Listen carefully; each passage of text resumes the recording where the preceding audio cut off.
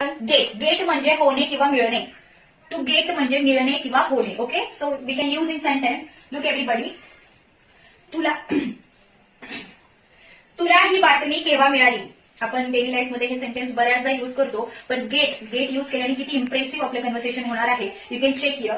So तुला ही बातमी केव्हा मिळाली. लुक एव्हरीबडी, वेन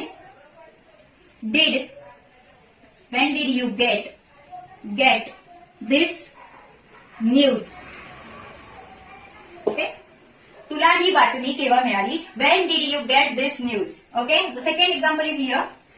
तुझा चहा थंड होत आहे. तुझा चहा थंड होत आहे. Okay, your T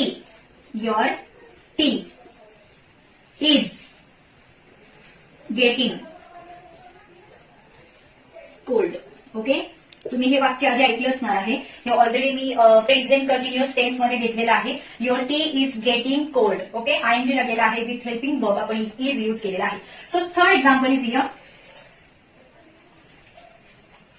U will soon get better. Okay, तू लवकरच बरा होशील. हे तर आपण नेहमी सेंटेन्स यूज करत असतो.